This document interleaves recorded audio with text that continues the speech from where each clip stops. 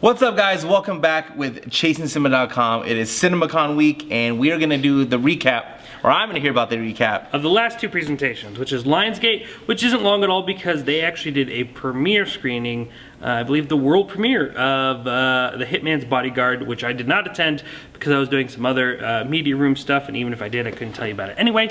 But so Lionsgate started off with a sizzle reel, just talking about their successes from last year. And we immediately hopped into How to Be a Latin Lover. And How to Be a Latin Lover actually brought Selma Hayek and Eugenio. He made a big deal about how to pronounce his name, but it's Eugenio Derbez, I believe. It's probably butchered it, but anyway, they came out, they introduced an extensive look at this movie. I actually think it looks kind of funny. You know, I mean, they had great chemistry on stage. They were going back and forth. They had the crowd really kind of laughing and gotten a little extensive. It's not hard to have chemistry with Selma Hayek. Yeah. Yes. I know, but that gentleman is also going to be. Were me and you the one talked about Overboard? Do you like Overboard? Or have you not seen that? I don't even know that one is. Goldie Hawn and Kurt Russell way back when? Well, anyway, that's the guy who's going to be in the Overboard remake. So they introduced a small clip, and then we focused on, which I think was probably the most impressive thing. That's not true. One of the most impressive things out of the Lionsgate's presentation, which was a special look at All Eyez On Me, the Tupac Shakur biopic. That guy looks like Tupac. Ridiculously. And I mean, I have a lot of faith in that movie. You know, I think I haven't seen very good, especially when it comes to music biopics. For some reason, music biopics always kind of underwhelm. Especially, I don't think they'll be as good as biopics since Jackie. I thought that was like one of the better biopics I've seen. But this one, I think, will be really, really good, fueled by some solid performances. Correct me if I'm wrong, but they didn't get the permission for the music, so we're not even hearing any Tupac songs. I don't know if that's like confirmed or not yet, because they didn't bring that up. But okay, so then I'm pretty sure then, especially if they didn't bring it up, yeah. I'm pretty sure that no Tupac songs. They didn't get the permission from the state. Yeah, I'm sure it was over money. That's what it usually is. Dang. And then they made it does look like a small production. And they made it anyways, and then so. That's always rough, because they did that with Jimi Hendrix. Yeah, so it's not even a movie. Yeah. It's like, the guy is famous for this, or whoever is famous. You gotta have their songs. Yeah, it's true. Don't do a Michael Jackson biopic and don't have bad. Yeah, well, hopefully, I mean, just hopefully that his performance makes it still good enough. I understand what you're saying, but, you know, I mean, if he's not in there singing songs, then, you know, but I understand you, I hear you.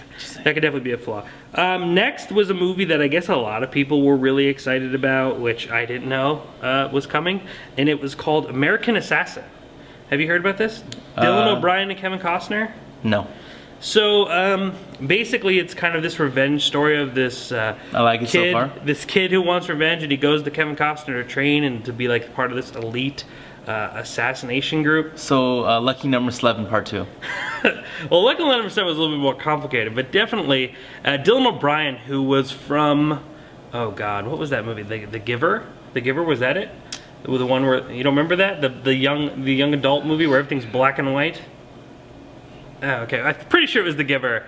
And then Kevin Costner, obviously.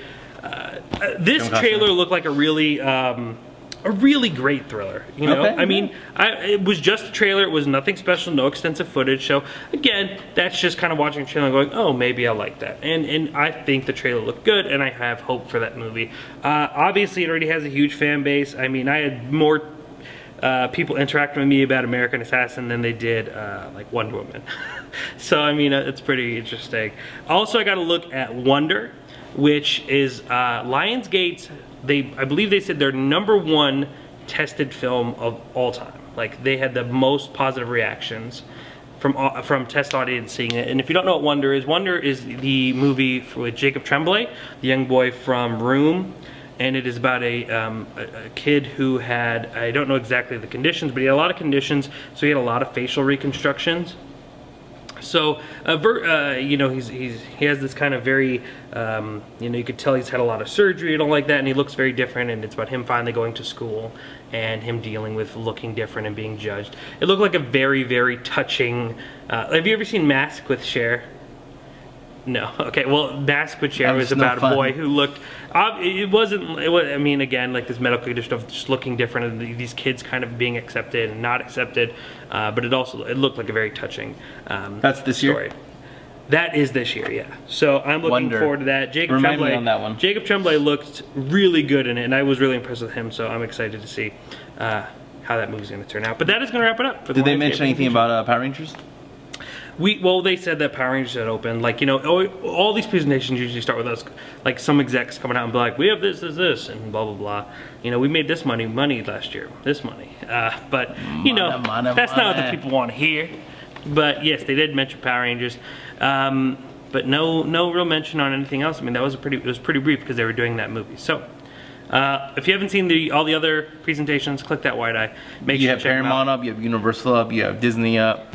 Yeah, and if you want to ask me any Lionsgate questions, now. because I know a lot of people are curious about a lot of random things. Twitter, Or you can just leave them in the comment sections below, and I'll do my best to answer them. you know, over the weekend you got, or over the past 4 days, you got what, 200 and 235,000 impressions with Twitter. it's amazing. Yeah, a lot of people Killing were it. interacting.